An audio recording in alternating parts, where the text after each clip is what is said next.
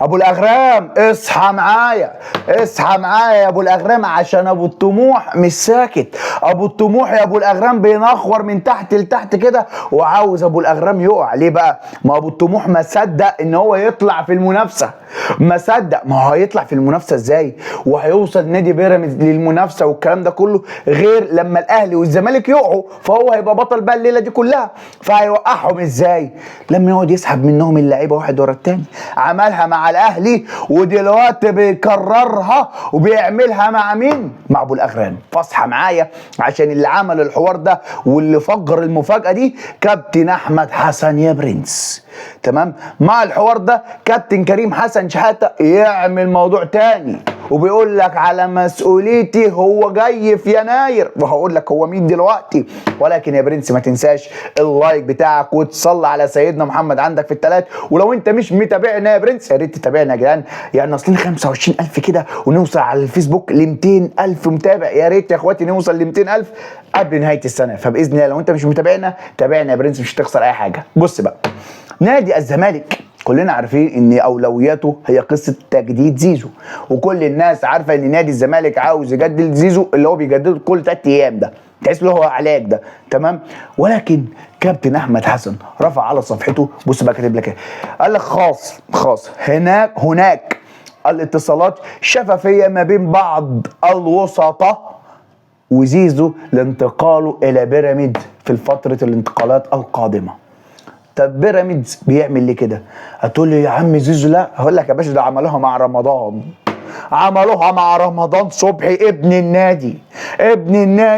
النادي عملوها معاه، مش هيعملوها مع ده.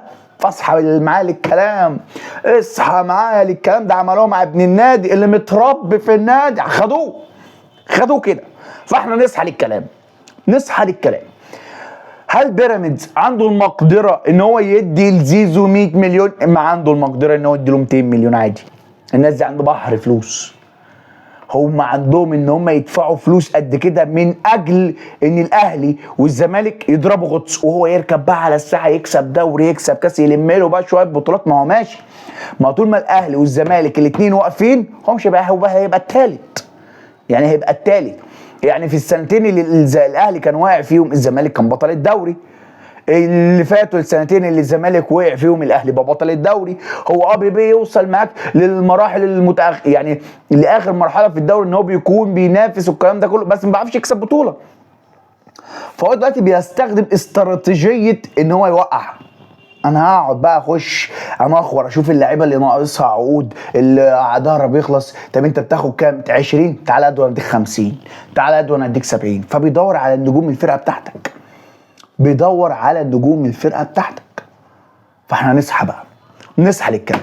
فده كلام. هل بقى زيزو الكلام ده كله؟ خلي بالك ان موسم زيزو للتجديد بدا يا باشا، فانت هتقعد تسمع بقى كده كله داخل ينخور يا بيه. فاحنا نصحى للكلام. تمام؟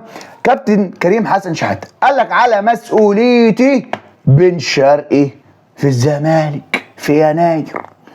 طب احنا نقعد بقى محتارين دلوقتي. طب يا عم بن شرقي انت جاي ولا مش جاي؟ ايه قصتك يا بن شرقي؟ ايه قصتك انت؟ بص، بن شرقي بياخد مع الريان القطري 600,000 دولار. يا عم بن شرقي يعني نادي الزمالك قال لك تعالى طب هنديك مليون، تقول لهم لا عاوز 1.5 مليون. انت بتاخد يلا 600,000 ما تيجي قال لك لا. فالناس بتوع الريان القطري هم خلاص الناس دي يا باشا معاها فلوس، ما بيهمهاش اي حد، فممكن يمشوه عادي جدا ويجيبوا غيره عادي.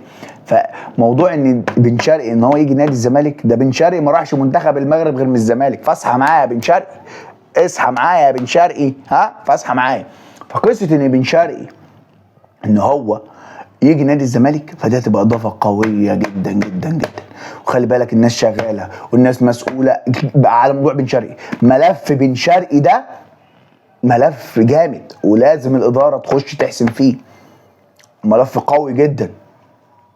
فهنشوف في خلال الساعات اللي جايه على موضوع بن شرقي، ان بن شرقي خلاص انت دلوقتي بدأ عندك يناير، عندك قصدي شهر 12 اهو، احنا في اخر 11، فبدا الشغل بقى والوكلاء والكلام ده كله.